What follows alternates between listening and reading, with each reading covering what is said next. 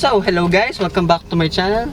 Focus on me, there you go. So, I'm back with my old friend here, the 2022/2023 Mitsubishi Mirage G4 GLS CVT. And the specific one is the Super Shogun variant, only available here at Auto Hub. So, I'd like to thank Mitsubishi BGC again for allowing me to have this again for the whole day. There's a lot more to that. I could have picked a Stada Athlete, 4x4, Expander, Super Shogun, so on and so forth. I have reviews of those, by the way. So, there's a reason I wanted to borrow this again for the whole day. Number one, actually, I want to find out where this new Auto Hub showroom is. Number two, I've been actually considering a Mirage recently. And yet again, I'm gonna have this until what? 4 p.m? And it's already 11 a.m. So let's get started. So the first stop we're going to do is a fuel stop. Yes, this is one of the most fuel efficient cars. That's also one of the reasons I'm going to buy one. Let's go. I forgot to bring my charger for my Android Auto, but I've been told it's somewhere near Toyota BGC, so I'm actually going there too today. Hopefully it's around there. Let's try to find it. This is also why I wanted to have this for a whole day, because I want to get to know it more, this particular Mirage, and I could be a potential buyer in the future. I'll get to my thoughts later on, and as well have an adventure with this Mirage. The first two reviews I had with this exact car, this was a normal GLS CVT, then turned into a Super Shogun variant. Also have a full review of this already. So this is kind of like a part 3 review, I guess. This time I'm having it literally the whole day now, until 4 p.m. That's probably more than enough for me to get to know this car truly. And the other thing I did not mention in my main review of the Super Shogun is the vibration of this 3-cylinder engine. So at a cold start, I can feel a little bit of the shudder there in the engine bay. That's the characteristics of 3-cylinder engines. But later on, like in my main review of this, I didn't feel the shudder anymore. I'm curious na how the manual will perform, because actually that's the variant I want to. But I can still consider this GLS, since for a change I want an automatic. But then again, I am a manual boy, manual elitist, if you can call that. And off the line, surprising good, this Invex 3 CVT transmission. So I kind of get what the number 3 was, the Invex, because the one I reviewed before, a Lancer EX GLX, was an Invex 2 4-speed automatic transmission. So this is actually kind of the next step for this transmission, this next generation, I must say. So they're pretty good, this CVT. There's some that really hesitate. This one does not do. I mean, just put in there. Moves forward already. It's kind of responsive. So here now, around in Uptown BGC. So few more things I've actually noticed driving this a little bit more. It's actually been what, 30 minutes already. This CVT acts like a conventional automatic transmission. Like at times, if you're just like partial throttle and then suddenly mash it, the CVT acts like it kicks down. That's actually pretty good for me. So it gives a sensation I'm not driving a slow car, just being honest. No offense, this is still a slow car. So 0 to 60 is done in 8.6 seconds. Kilometers per hour. Let's not forget. So I think the total time of this is around 13 seconds. For me, that's actually not too bad. The numbers don't tell the whole story of this. So when I actually just floor this, I'm already hitting at speeds like 70, 80 kph. It's not too bad, the performance, even though this is just a CVT. And I gotta say, I'm gonna compare this a lot with the Lancer EX GLX. I have a full review of that too. There's just something similar with that car and this car, but to the point, this is way better than that. NVH, still not the best out there, but it's way better than that of the one it replaces, the Lancer. And yes, you can hear actually the suspension thud, but it's not as loud, I gotta say, against the Lancer. I mean, here, you hear it, but it's better insulated than what I said of the aforementioned Lancer. This one is not too bad. And as a daily, this is pretty good too. And as well, being the highest ground clearance of any sedan, 170 millimeters, that's actually a good shout too. There, see the CVT kicking down. Right. This is actually not too bad. Probably one step closer to getting one of these. And what, this could be a perfect day. Of course, being a 3-cylinder engine, yes, this is not the fastest thing out there. However, it's one of the most dang fuel efficient. That's what I like about this one. Toyota Pasig. Where is this legendary mini showroom? Where could it be? So I was planning just to hunt this showroom with my own car, but Mitsubishi Auto Hub were kind enough to show me I found it. They're right there. So Mitsubishi Auto Hub reached out to me and they were kind enough for me to borrow this again the whole day. And probably a possible buyer too. Possibly. This showroom is just actually in front of Toyota Pasig right here. Not sure if you can see it on camera. It's right there. Oh, Lotus is here. My babies! My Lotus! I gotta go there. There, I'm flooring it now. 60, 70, 80. And here over a corner. Whee! It's not too bad to drive. Yes, it only has a 77 horsepower engine. But in turn, this weighs less than 1 ton. 870 kilograms to be exact. Actually, it's fun to throw around too. It gets up to speed eventually, but again, I don't mind the performance. I can't imagine yet again with the manual. Here's a bump. There, you can hear the thud ever so slightly, but then again, it is not too bad at all. For me, I mean, I do own a, almost 30-year-old car. It is kind of noisy. And this one feels just a little bit better than that car, being honest. And here now in the showroom, I'll also give my exact reason why I will take this over my big body. I know it sounds like a disgrace, but I'll give my thoughts later on. So here now in the showroom, I was expecting like a front parking only, like in some of the, oh my god, there's actually basement parking for this. It is quite steep. Oh my god.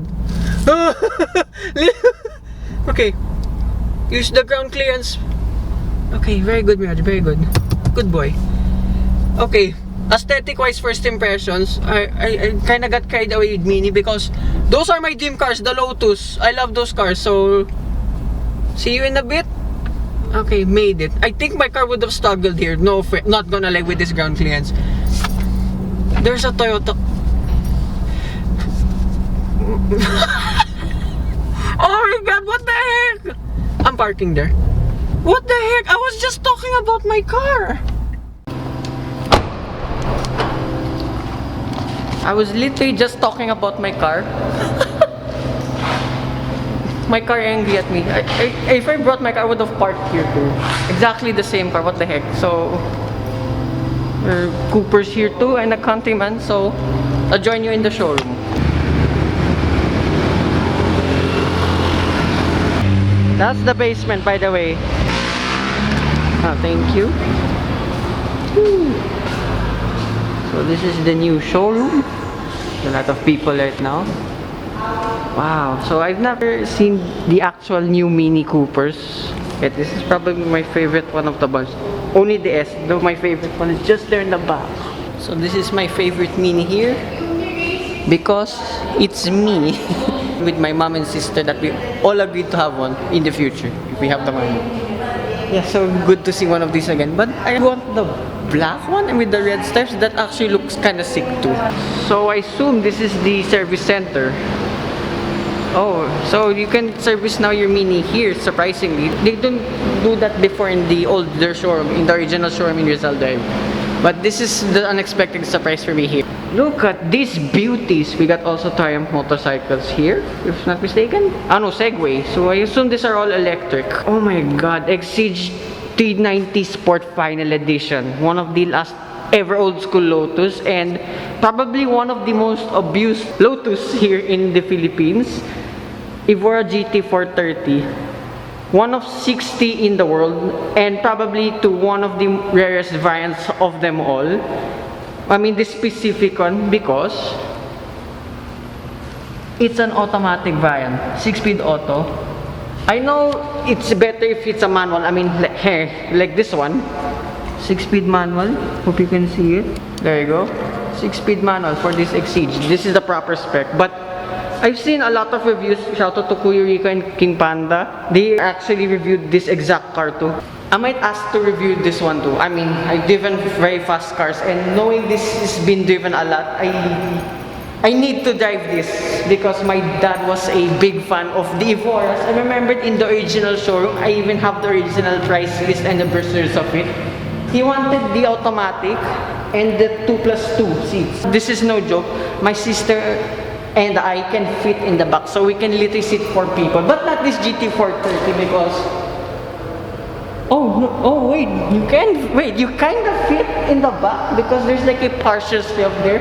So emergency purposes, yeah, you can definitely fit someone here in the back. And yeah, my dad was a diehard simp of Evor's. That's why I kind of want one.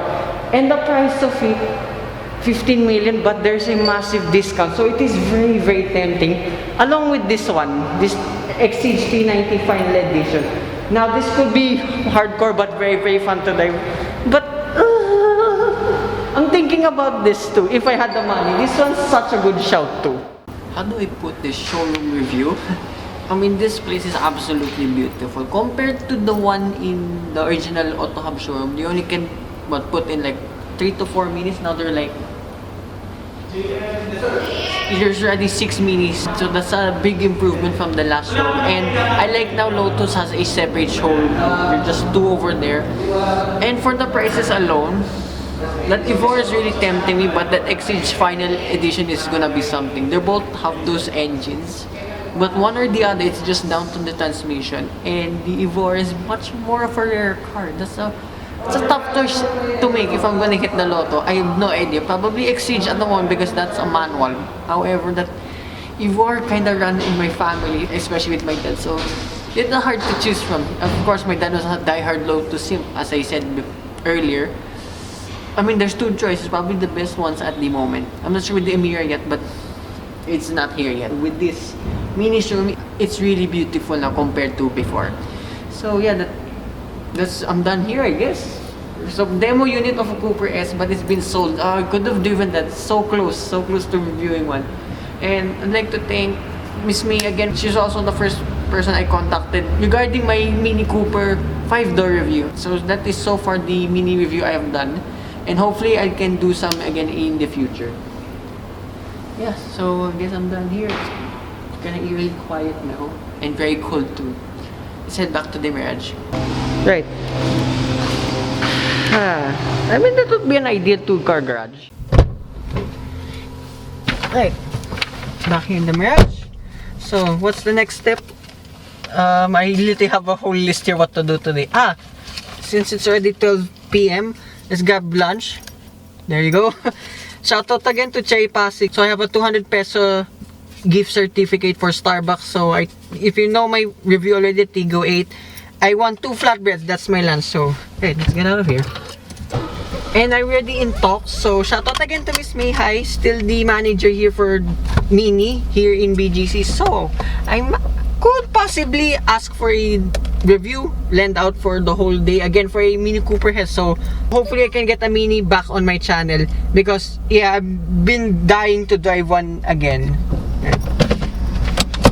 So let's leave this place now. I love this showroom. Even the basement, at least you can accommodate parking here now compared to one in the original showroom, because the parking there, no offense, sucks because it's always full. And right, uphill test. Easy peasy.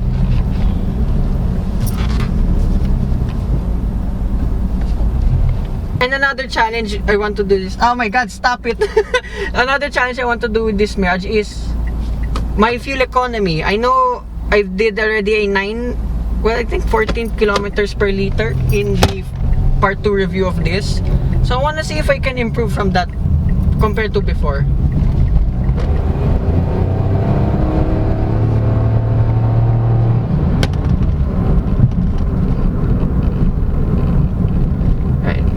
As a daily, this is gonna be suitable, like what I said earlier, because the performance is decent. It's not the slowest thing. Espresso is slow, that's the slow car.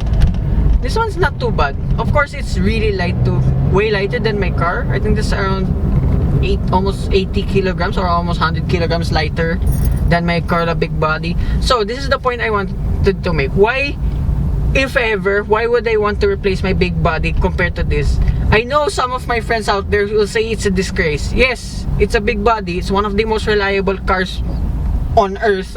And yeah, the thing is, if you watch how much I spent this year, yeah, it kinda had too much headaches already for me, just being honest. I mean, it's fine now. I mean, of course, I brought it here to the showroom. The thing is, I wanted the peace of mind having a new car. Like, of course, the first 10 or even 15 years if I have this Mirage. You won't have headaches whatsoever. This one's as well affordable, great value, have the tech. And again, the highlight for a Mirage, it's its fuel efficiency. This is what I like about it. And of course, the price of this is as well nuts now. So, I need a calculator. So, okay, let's talk about the price later on. And here, just diving it again around here in BGC. Suits the bill, to be honest. And the fuel economy, so far I'm at 15.4 liters per 100 kilometers. It's going higher actually. So I'm just a little bit light-footed. Well, apart from now. So yet again, congratulations to Sir Willie and Auto Hub for their newest showroom there in wherever that street is. I'll just put the address there in the description down below. Yeah, that's a nice addition to the Auto Hub group and finally improved from before, so there's more space there now in the original showroom in Rizal Drive. So yeah, I'll grab lunch first before I give my final thoughts on this Mirage.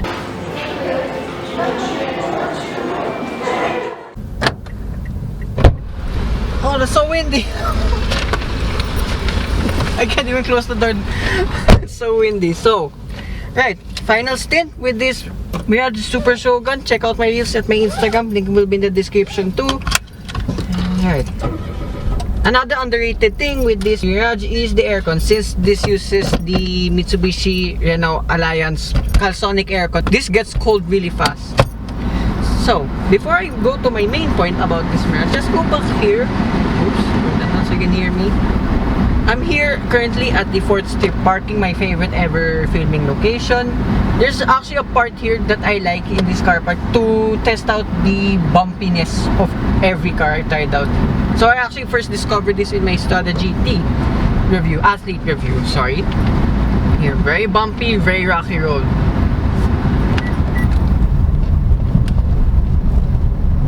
That's what I like with this Mirage. It's also well comfortable. I mean, you can hear the suspension, Tad. I mean, that's not bad compared yet again with the Lancer EX. Sorry, I keep comparing that because this car literally replaced that and it's another Mitsubishi too. I mean, yeah, it's not too bad, the insulation here. I don't mind it at all for what this is, by the way. And the tire noise, yeah, there is too, but yet again, I don't mind it. I mean, I do own a really old car that does not have much insulation to here, bigger part. I did this in the Super Shogun expander. Oh, that's so good. Ride quality compared with the Lancer EX GLX, almost as good as that, no? But the insulation, this one's way better than that, I'll be honest. But I did say they have the same build quality since this, again, it's made in here in the Philippines. Yeah, the quality, the door tabs, so on and so forth, it's forgivable for what this is. So I'll get out here right now from the car park and I'll show you with my final thoughts. So finally, I have this thing now for a whole day and I still learn a lot of things with cars. I mean, especially with my first two parts with this Mirage.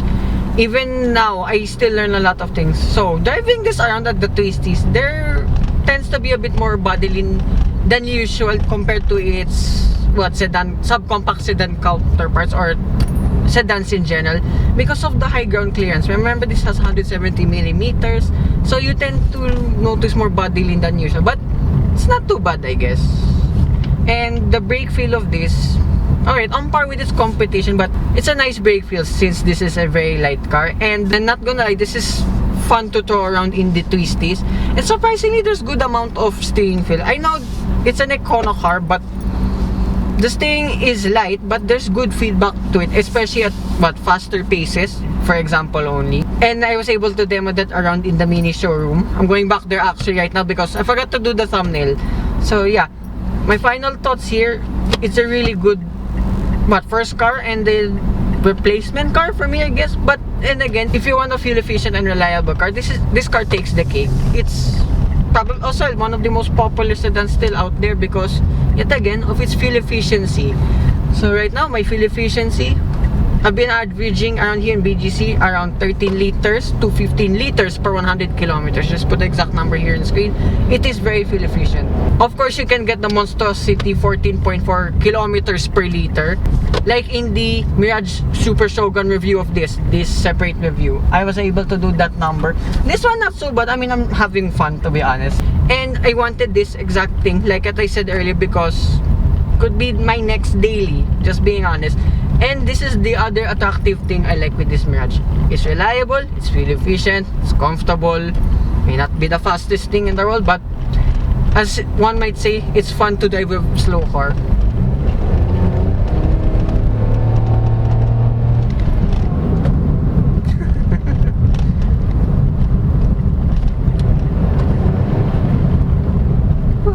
It's a really simple car. That's what I like with this Mirage too. It's kind of like what I said with the Lancer EX GLX. It's somewhat a back to basics car. But of course, I'll take this over the Lancer EX GLX because of the infotainment system. And for this price point, you already have Android Auto, Apple CarPlay, a reverse camera with this GLS. It's complete. And let's not forget the price of this. Get the price list here. So this is the price list at the moment for this Mirage. For this GLS, by the way, the Super Shogun decals are free of charge, and there are more freebies if you avail this package. So this one starts at 899,000 pesos. There's a whopping 125,000 peso discount. So the price is now with the discount, cash discount by the way, 774,000 pesos. That's pretty good. So the one I want actually is the GLX manual. That costs 769,000 pesos with a 108,000 peso discount. So the price now is at 661,000 pesos. So there's a whopping, with the cash discounts by the way, 113,000 peso price difference between this and the manual trim that I want. The manual, yes, that be more of the affordable choice and probably the one I want to. Yeah, you can hear pebbles around underneath. As I said again earlier, the insulation is not that great, but I don't mind it yet again.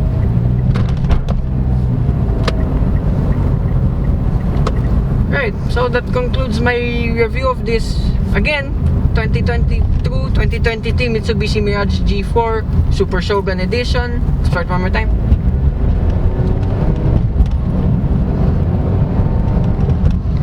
Kinda falling in love with this thing. So, hope you guys like and subscribe. So this is officially the last car review of the year. So Merry Christmas and Happy Holidays to everyone. And thank you for making my 2022 very, very special. A lot happened this year. So keep subscribing, keep liking my videos, and more car reviews coming on very soon. Bye bye.